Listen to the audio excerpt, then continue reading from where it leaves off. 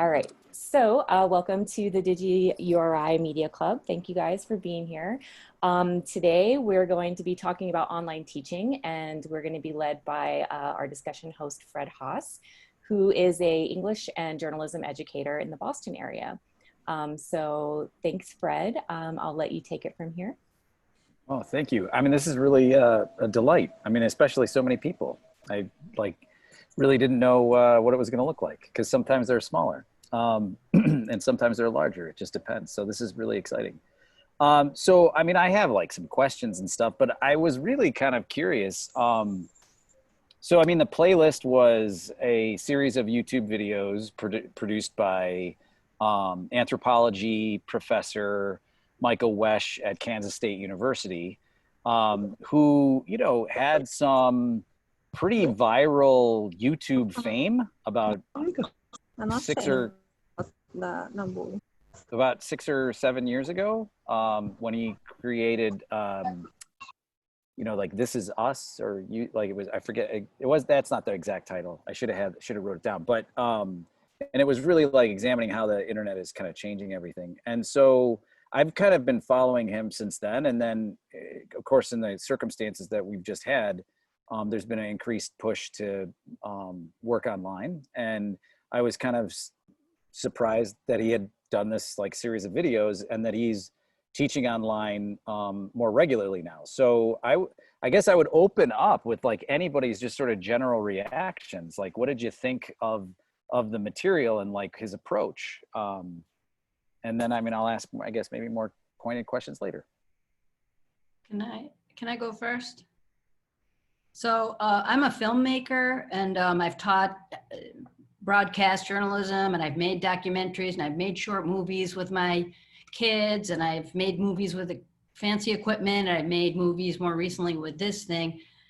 But I thought the ideas were great, but I was like, I do not know a regular professor or teacher, even a media literacy teacher who has a few editing smarts. I do not know someone who would not be overwhelmed by that, especially anyone, I don't know, I'm 60, especially anyone maybe 40 and older. I thought it was great ideas, but I'm like, I can't do that. To do one course that way would take me 4 times the prep time. I did make videos when I had to teach the second half of last semester online.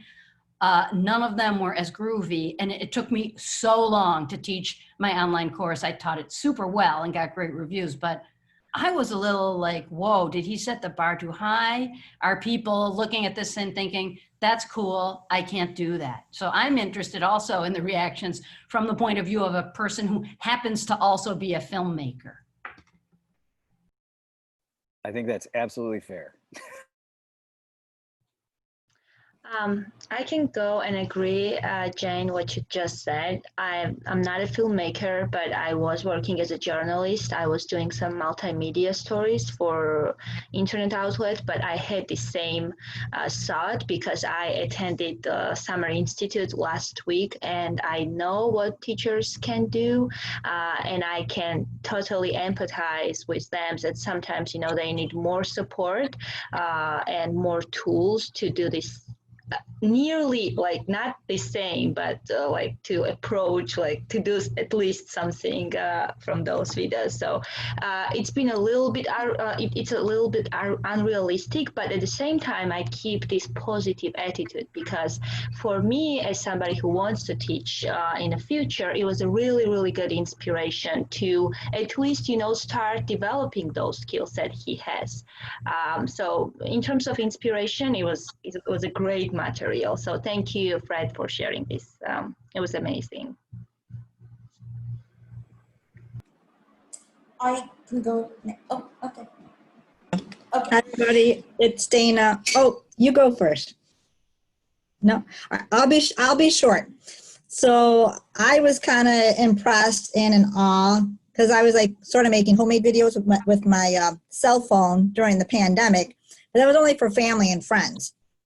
Just planning to do the distance learning, the last part of the semester with college students, I mean, I spent one whole afternoon just trying to record myself, and I didn't realize on a different piece of technology that I had made multiple takes of the same take.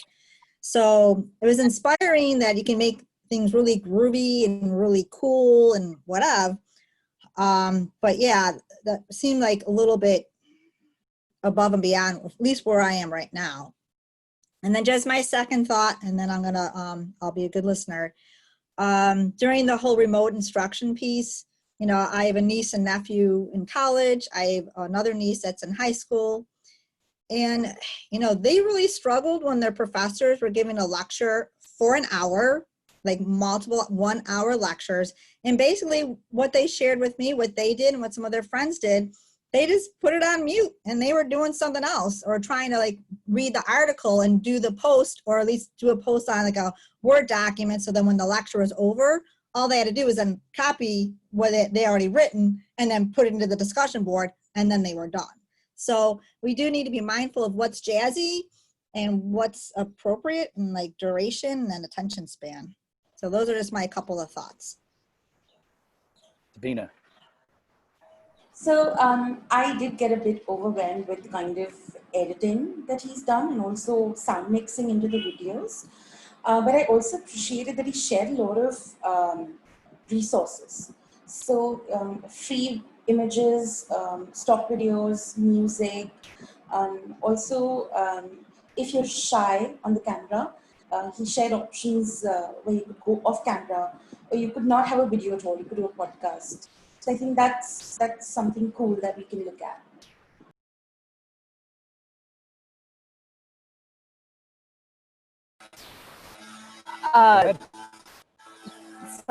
As soon as I started talking, there's like stuff happening outside. I'm sorry. Of course. So I definitely agree with what people are saying about like the quality of the video, the videos being like, I can never get there. Although a counter idea to that is I'm always surprised at how much easier things are than I expect them to be, like using Adobe Spark. You can create something super good, like really good looking and not that much time, and it is free. So I try to remember that. But I like the tips that he gave that have nothing to do with technology, like in your videos, refer to what students said in their responses. That is huge. I've never had a teacher who did that, and I can imagine that makes a huge deal. And I love the idea of like the journey lectures. And okay, I'm not gonna go to Papua New Guinea and create that video, but I love the idea of revealing like where in your local community you can continue to learn, you can demonstrate like the applicability of this of whatever field you're in. And I love that idea, and that I feel like that could be it doesn't have to be super high quality to capture that experience. So I kind of like the I like the ideas that he was offering, and yeah, he has lots of skills and it's beautiful looking, but I don't think it has to be beautiful looking.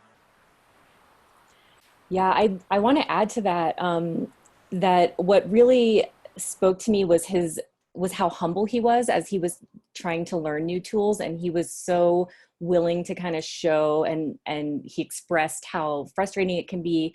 And when you ask students to try and use some of these tools, like when I was teaching in Hong Kong, I asked them to use Flipgrid to record really short reflections.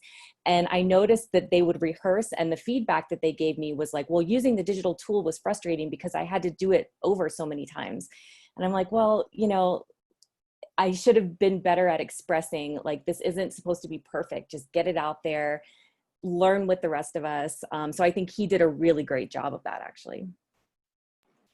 The Power Perry mentions that it's not supposed to be performative. It's supposed to be about connection.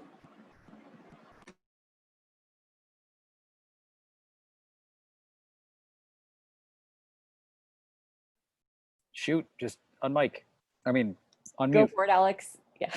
Okay. Yeah. So I'm in a middle school, and definitely like some of the stuff that he was showing, I was like, oh my God, if I tried to show this to any of my teachers, they'd be like, forget about it. They wouldn't even listen to the content because it would look so slick and too difficult to do. But I do think that there were definitely some great tips, like the one that talking about calling out students by name. And, you know, like that thing about lighting where he showed how he put his camera like over by the window or something. So I think I would potentially go through. I actually watched the videos and I like practiced my video anting, and I like took, you know, because they were very structured. Like they all had like tip 1, tip 2. So I kind of went through and wrote those all down so I can kind of export those and look at them. So I think I might look through for 5 or 10 and almost make my own little video that's aimed at my teachers to share with them a few of the tips, keeping in mind some of the really just keep it simple and putting a lot of emphasis on the making connection thing, because I think that's what teachers, especially at the start of this school year, if we're remote or even if we're hybrid and you're not seeing the kids that much, that's really what they're going to be looking for the most, and kind of figuring out what are the things that you can potentially do with these tools that you can't do in person, especially given that you can't, you know, that we're going to be so restricted whenever we are in person, we're going to be so restricted on the way we're moving and collaborating and stuff like that. So trying to figure out what are the things that we can get across to teachers that they can do better. And I liked the reading aloud thing, honestly. Like, again, I'm in a middle school level, and I was thinking, you know, a lot of times the things that teachers are having the kids read are not that long. Like that might even be something that some of the paraprofessionals could do, is record some read alouds of articles or, you know, chapters from books that the kids are doing, so that they can be, you know, listening to the text and reading at the same time, or just listening or whatever. So I think that's also a nice way to talk about adapting some of the stuff. Alex, I want to respond to that point about reading aloud. For most of the videos, I found myself going, "Oh yeah, I do that. Oh yeah, I do that. I do that. I do that." Because I've been teaching online, fully online, for 3 years now. So many of the practices he does, I like. Yep, I'm doing that. I'm doing all that. But when he got to the mixtape and the 3 hours of reading and the read aloud, I kind of had a meltdown, and I was both intrigued and torn apart, right? Because for the last 30 years, the only time anybody ever really hurt my feelings when it came to media literacy was a department chair I had, a philosophy department chair I had, who in 1989 or something said, "Oh, so Renee, if you're successful, then because you think all texts are texts that can be read and written, then kids won't be reading at all in 2020." And and so I had this kind of like, holy shit, reading out loud to college students? Like, this is the end of the world as we know it. But at the same time, I totally related to how modeling the active reading process, like I know that I could do that really well. And I know my students, my weak readers, would be more likely to encounter the ideas if I did that than if I just leave them to their own devices. So that's where that idea was, where I felt the most deeply like conflicted and torn. Is that a good idea or is that not a good idea? I'm not really sure. So that actually brings me to well, you can jump in a sec. I was going to say, like, my first real sort of question, because I can totally understand how people would feel overwhelmed, because I mean, some of the stuff that he's obviously doing is very, very slick, right?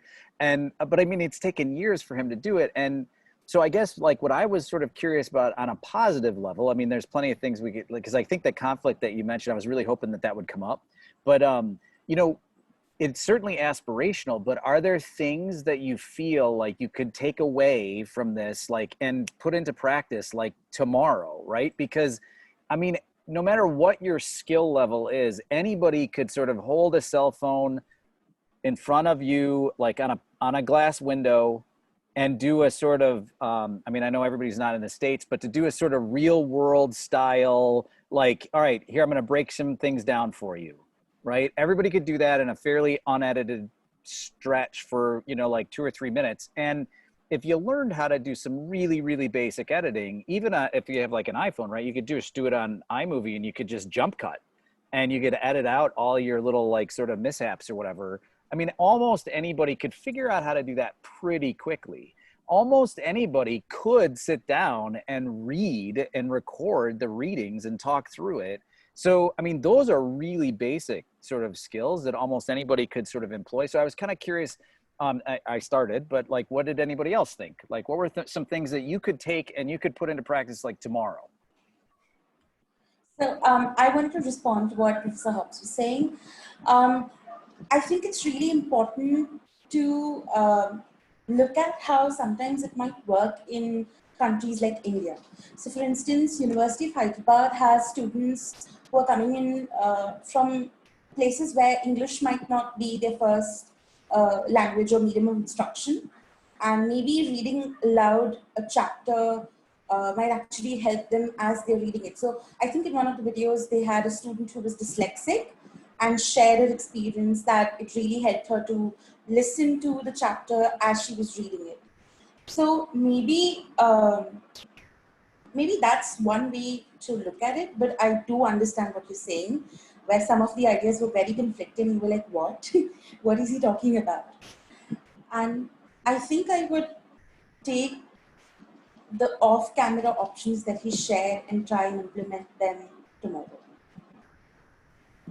Could we talk now about the point Renee just made in the chat about the fact that he does very little create to learn strategies? Because that was my biggest problem with this. And I've really been listening intently to the conversations because, like many of you, I got so much out of the small hints that he had, like making a top 10 list of what this week's session is going to be about. That seems like a very pragmatic approach that I might put into effect. But the emphasis on his composition, his deconstruction, his literacy skills, I had a real problem with. It didn't seem to me that it was much beyond content-based transference of knowledge. Now, I could have had this wrong because there was such an emphasis on the technology piece. The construction of his curricula seemed to be secondary. That being said, I wish I had seen more of the way he had his students do that third part, what he called the weekly challenge, because I'd be very interested to see how he transfers that in a way that I don't know if you've ever read Renee's book, Create to Learn, or used it in the classroom, but they have a really tough time as a general rule taking the ideas and making them their own in an authentic compositional way. So I'd just like to throw that out there because that was my takeaway. I would just add to what Carolyn said, and I put it in the sidebar chat, that he also didn't explain how discussions happened. And I think that that's a big, we want not only create to learn, we also want, participation to learn. So we all know that participatory learning, yeah, listening to my teacher read something while I read it, I think that's interesting. Who doesn't listen to books on tape, quote unquote? But I put on the sidebar how I did discussions. I wish I would have been really interested to hear how he did discussions.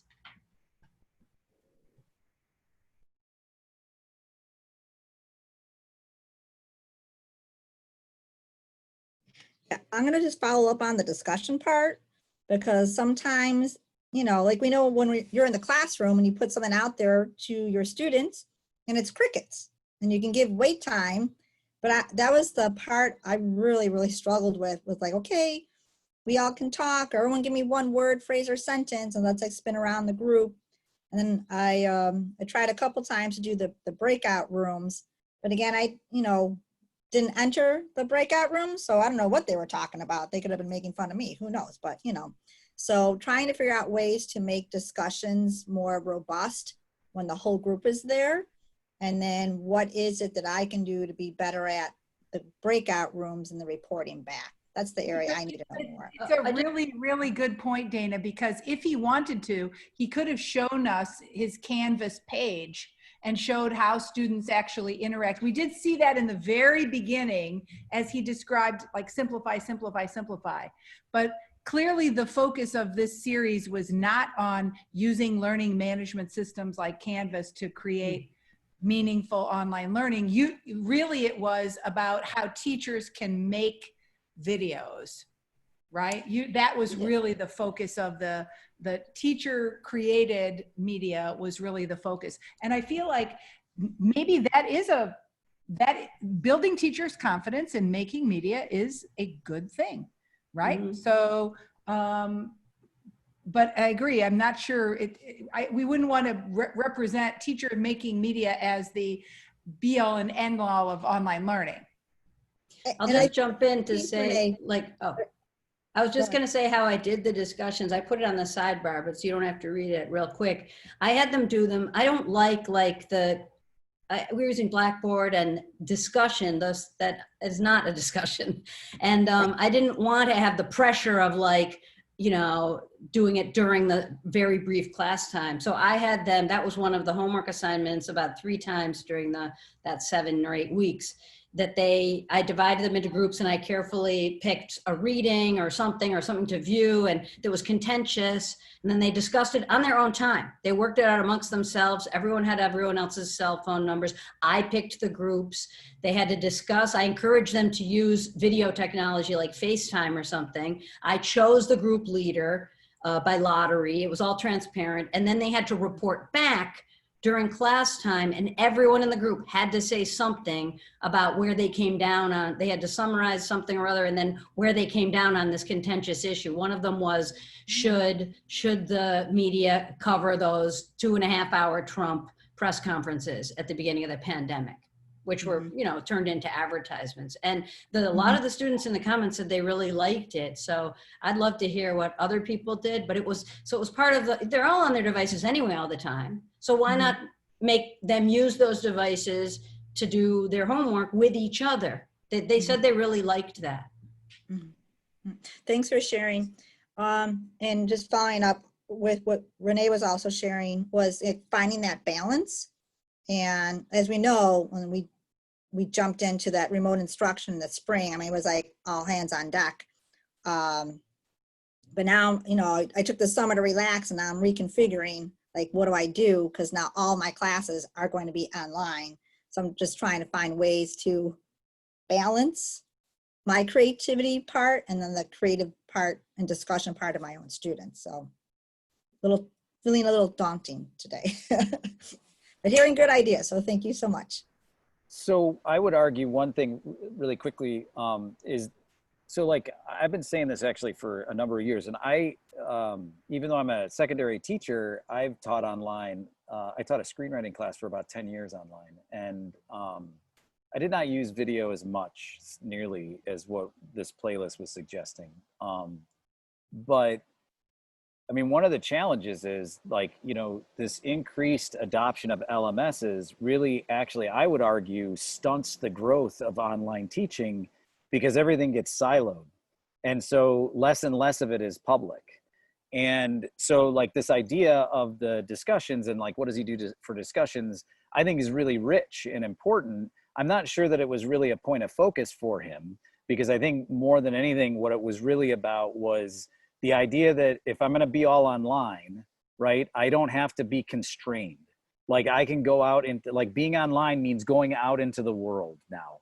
And I can sort of bring the world into the classroom in a way that he hadn't particularly thought of necessarily before, because he's going on these trips. But had it occurred to him to record those trips in a way that was sort of marketable to the students, right? He might have had long footage and things like that he might have showed bits and pieces of, but then it started to come together in a kind of collaged sense for him as a way to sort of present. And the only other thing I would sort of add to this conversation that has come up is we do get some video footage of student responses in the sort of cell phone, footage, towards the end of a couple of those videos. And so we do get a sense that there is a sort of give and take that's happening with the video, even in addition to whatever they might be having in text discussions in the learning management system. And even encouraging that maybe has some possibilities. that's a real sort of non-real time way to do it. And it certainly is time consuming, right? Because you can read a lot faster than you can watch a video. Although there was, he added a video to this playlist, I just within like the last week or so. And it was about using like open source OBS. And I mean, I didn't watch the whole thing. I just started watching a little bit of it last night.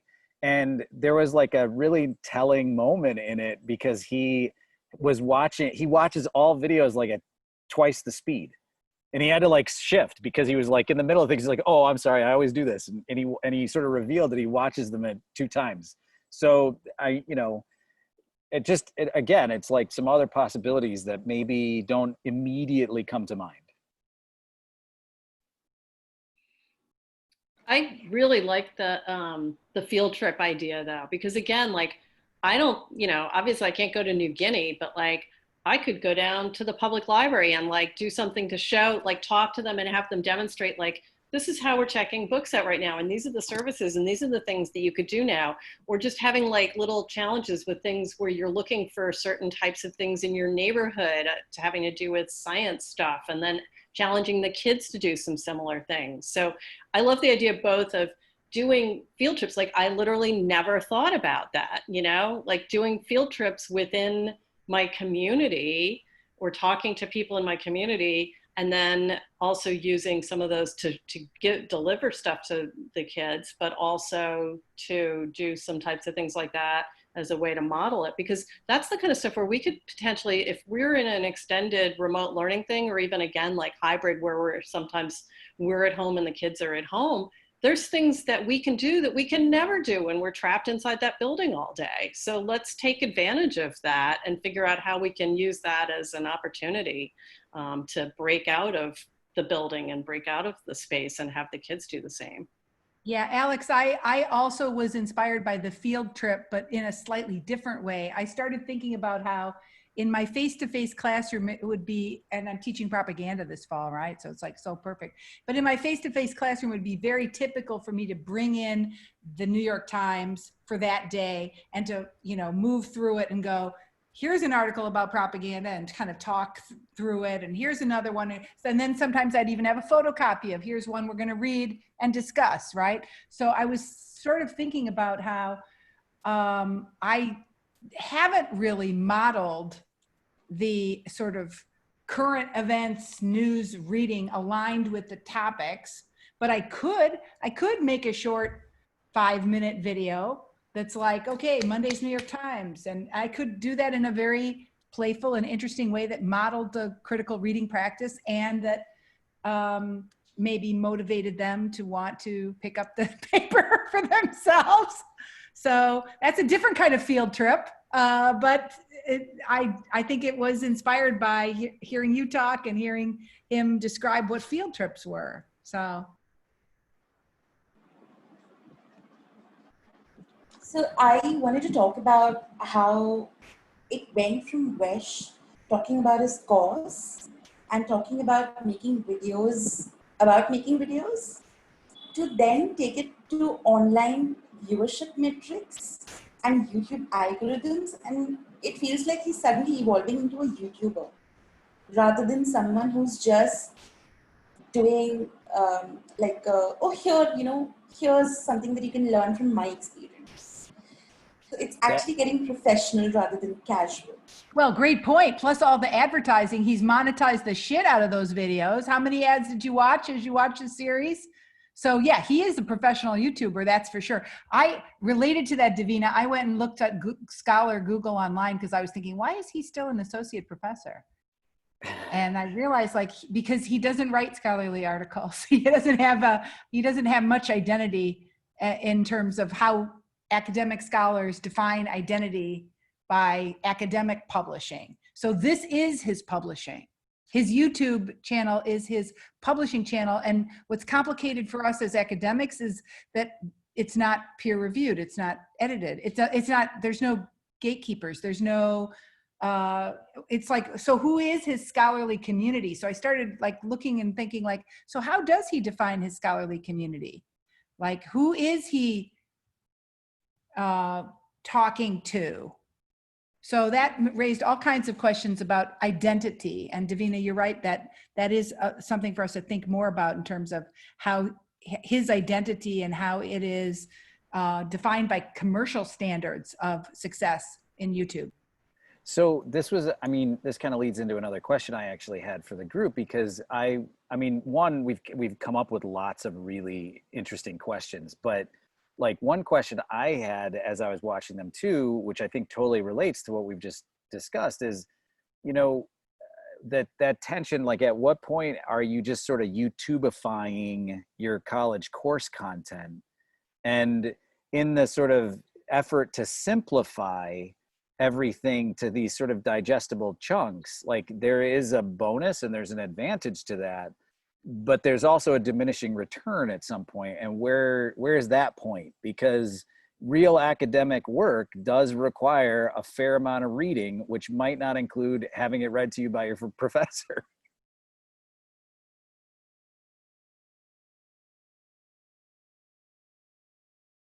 And then I killed the discussion.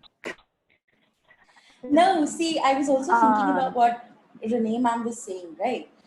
Now that teaching, learning is moving online so much, do you think 10 years down the line, we might actually have peer feedback set up for YouTube videos?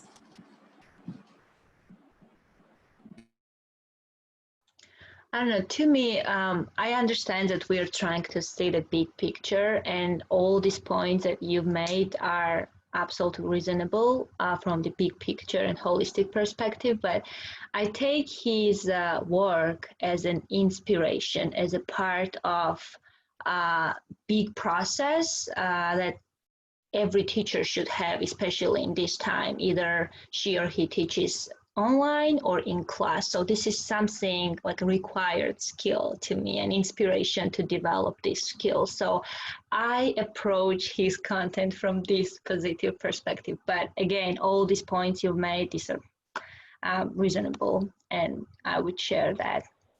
But another thing I was thinking, you know, I started thinking since this pandemic started, you know, I watched a lot of instructions. I read some articles how to be a really good online creator, an online teacher, to create digital content if you're teaching. But at the same time, I think we need to start thinking how to be both, teach online and at the same time bring this online teaching skills in a classroom teaching. So we started, like, since this pandemic started, we started thinking more about how to become a good digital teacher. But at the same time, we need to talk about how to be flexible for digital teaching and learning, and also classroom teaching, and how to incorporate these two style if you want to be a teacher. Yeah, I totally agree, Salome. And this idea of like, are we just YouTubeifying our class? Honestly, I think that maybe we should to a certain extent. Like half of the kids in my high school were disengaged completely this spring. And there's a lot of different reasons for that. But part of the reason, I think, is because teachers just wanted to invite all their students into a Zoom room and just lecture. Like that's what they want to do in the fall. And all the kids would come in and shut their cameras off and like would not interact. And now there's going to be a district mandate. You have to turn your cameras on. And it's like, well, let's actually investigate like why students were disengaged.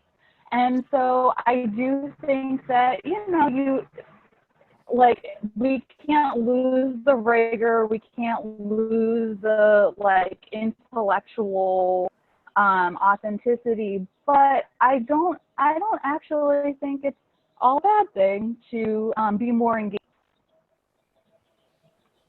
Oh. So there was one thing he did share when he was talking about the sort of YouTube metrics, and he had the little notepad, and I did think, like, even if you did these things, right? Like, does this mean you've YouTubeified your class? I don't know, but they are probably good things, because he basically said, I want them to want to watch, to enjoy watching, to maybe want to watch more.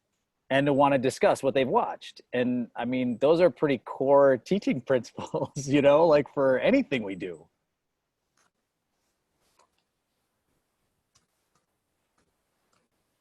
And again, I killed the conversation. I'm sorry. This is the worst host ever. No, not at all, Fred. When I'm listening right now, I always hear teaching, teaching, teaching, but then I'm saying to myself, what about the learning? That's the goal, right? And so why not put that first and then say, hey, it's all and create to learn, like what Caroline said before, like put that really like in the center. You see, if I teach like in English, German, or whatever language, whatever it matters in the end, have they learned or not? My struggle in the end is actually like more like the fact that it's about like the too much content, or that they have to do too much reading, or how to engage them actually. And that's always my struggle, to what extent I'm teaching them like huge content, or like more like these skills things. So that's my struggle, you see. And I'm not sure if somebody has maybe like an answer to that. So that's, but really like the learning for me, that's like the key. So can I say something? Jane, go. Oh, I wanted to weigh in on, I think what Salome was saying. I agree with merging both the principles of online teaching and in-person teaching together. And then I also want to tie in the point about YouTube, because I was a heavy user of YouTube in my courses before we moved online. And I found that the students enjoyed the break. I found that they enjoyed the difference in perspective and the reinforcement that the videos provided to the content that we were already covering and discussing. And the one thing is that I tried to keep the video short so that we weren't sitting there just watching YouTube for the entire session, but maybe like a 5-minute or 10-minute video. I found that it richly provided more information and more texture to the topics that we were covering, and that students really did take to it. So in addition to all the other great ideas that we were talking about today.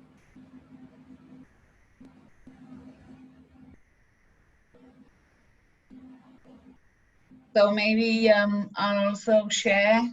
I'm Ivana from Israel, and so I'm like in between, because I'm really worried about our teachers that are already there. I'm head of film and media studies in the Ministry of Education in Israel. And it seems as if for us it was supposed to be very easy to teach online and to deal with digital and media literacy. But when talking about creating and being like hands-on and being having to act with the students online teaching, it's a challenge also for the teachers and also for the students. And they if they have to choose what they want to study, they would go for what they have to do and just, you know, give me the task and I'll do it asynchronic, and I don't want to deal with the challenge of leaving cameras on. Someone talked over here about leaving cameras on. So actually that is like a title for this next meeting I have with teachers. Our challenge is leaving the cameras on, not because we have to, not because we force them to do it, but because we want them to feel engaged and because we want them to feel they want to leave the cameras on. So that's one challenge. And so we are thinking of how to have the kids teach us what they want to, what interests them, what they want us to do, like even build different tasks and, you know, present it in class. And I think that's where we are going, because we are actually inventing a whole new curriculum.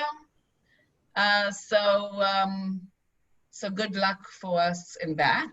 That's one thing. And the other thing is, of course, having our students in teacher preparation become teachers, like online teachers, right? I mean, we have to prepare them being,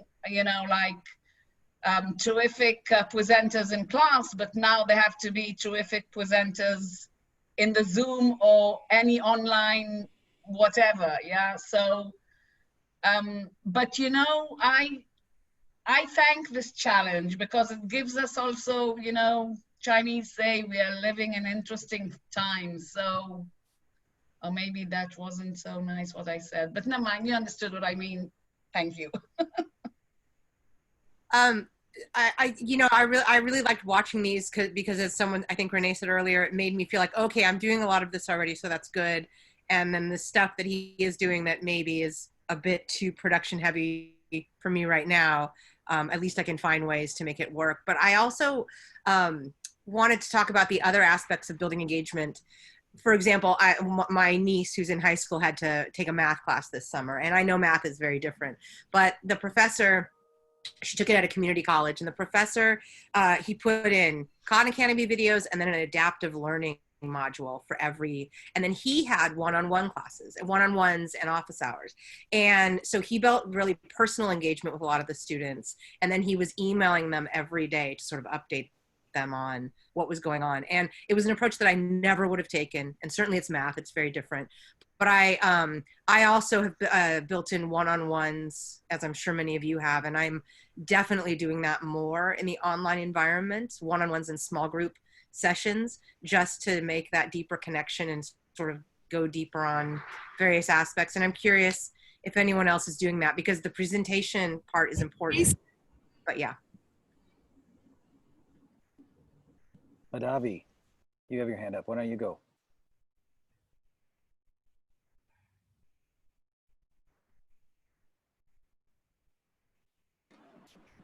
Madhavi ma'am, our host, Fred Haas, is inviting you.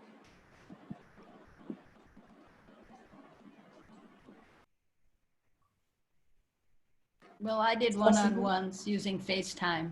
I had people sign up on a Google poll for a time frame, and it counted as attending one of the classes. And then we either did FaceTime or Skype, whatever you were comfortable with, but there had to be a visual. And that worked well too, because I was checking in on projects they were doing, but we also talked about summer internships falling through and how are they doing mentally and how's it going at your house. And so, yeah, I think that they worked really well for me. I wish I had done more than one. Yeah, I did oral exams one semester. Basically, every kid signed up for half an hour, and I can't remember exactly, but I think they had to prepare something, right? A synthesis something, and then I asked them questions, and it was a lot of work. It's a lot of work for me, but I definitely felt like I really knew the kids, and I could really easily see. I mean, it was an ideal evaluation tool. Like you could see who'd done the readings and who had done the work and who hadn't. I guess I feel like balancing the sort of time and energy part. I'm exploring maybe using Signal as a text messaging. It's like WhatsApp or whatever. Creating a group with Signal that basically could put kids into discussion groups and kind of have text chat outside the LMS. So that's how I'm thinking about engagement.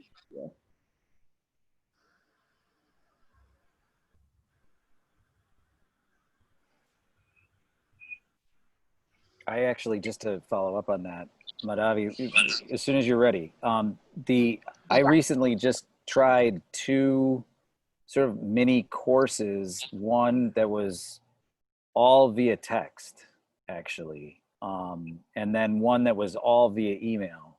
And they were just like, little sort of unit type things, but I was curious about both of them to see how they structured it, how they delivered it, to how much information was in each of those kind of packages, because those are things that obviously aren't necessarily part of this video conversation, but they're definitely part of expanding the tool set of how you operate online.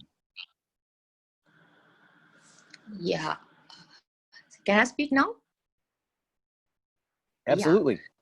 Yeah, see, I'm coming from a public university actually, and we are also struggling with this, how to go completely online. We had a lot of discussions on this actually. And now we are forced to go completely online because of the pandemic situation. So what we are thinking is, we are trying to push theory-based courses actually to start with. Then we have a production courses, which we are finding it very difficult to teach online. So we are finding ways, how to get into that. And it's on a trial and error basis. We are trying it out actually.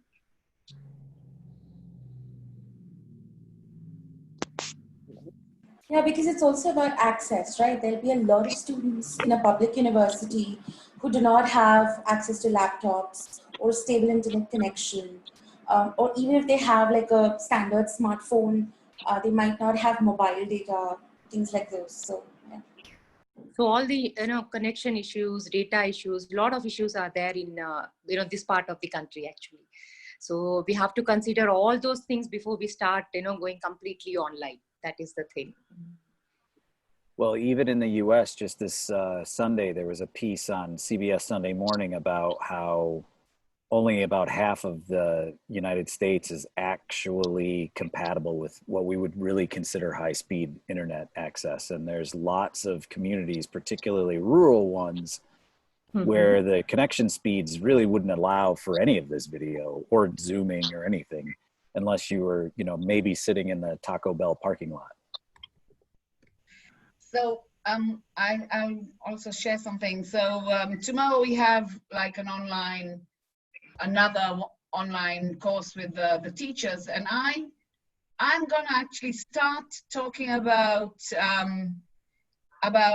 this part of online learning, like where do you teach? Where's your computer? Do you have a workroom? Do you have silence around you? Do you have a good internet? Like all these questions that we actually don't ask teachers. We suppose teachers are fine, and maybe we have some students with problems, but not all teachers are fine. And that's another question. And after we ask the teachers, we actually want to model the fact that they would start the first lesson with, showing interest in the online or in the digital environment of their students. Also, so that they know that maybe they should correspond with them on, WhatsApp or Signal or I don't know, mail, and not really on, online lessons. So that's another thing. So thank you for talking about it.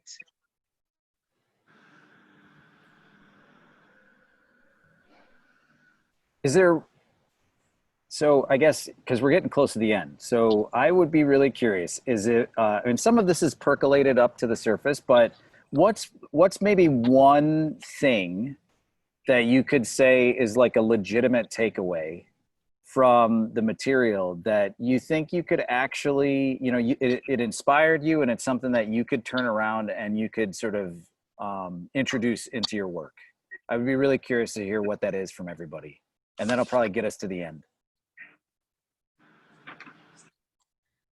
I'm just going to underline the point that Carolyn made about the weekly overview PDF of the big ideas. I think that's very doable. I think I could do that. I think it's wonderful. I also loved his storytelling structure, X and Y.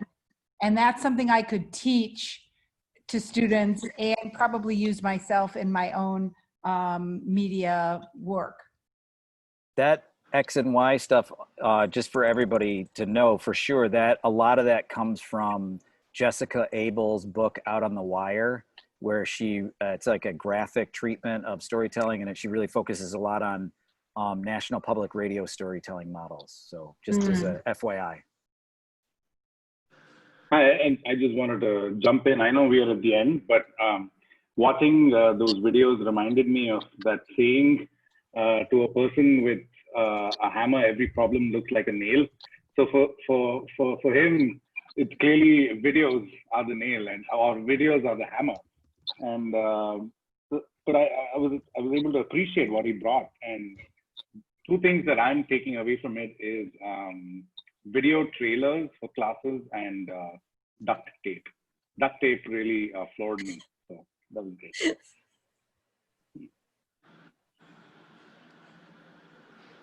I think that'd be pretty hard to top. So why don't we end there? Thanks, HR.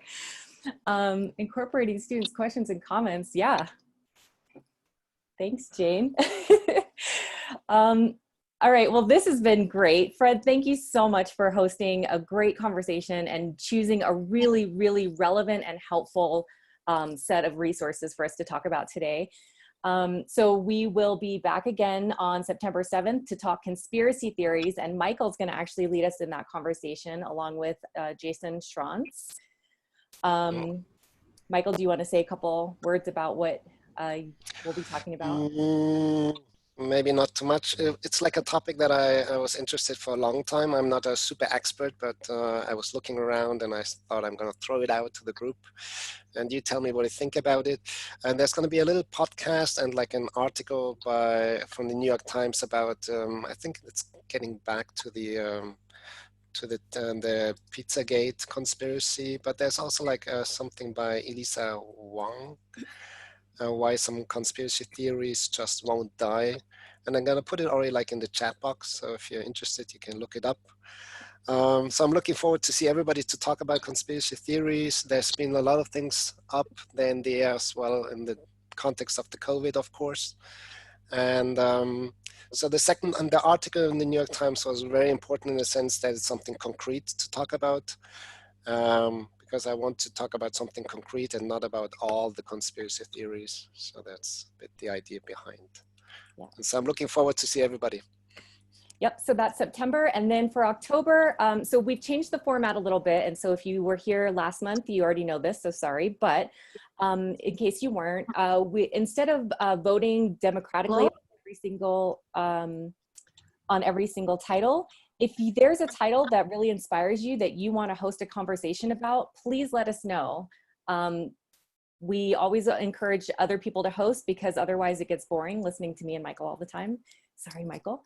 But if you want to talk about something in particular, let us know. We're happy to put you on the schedule. Otherwise, keep voting for our October title. And if that title inspires you, let us know because we're looking for hosts for that as well. So I think that's it. Thanks everybody for taking the time and hope to see you next month. Yeah, thank you everybody. Thanks again, Fred. Thank you, Fred. Bye. Thanks, Fred. Bye. Thank you so much. Excellent, Fred.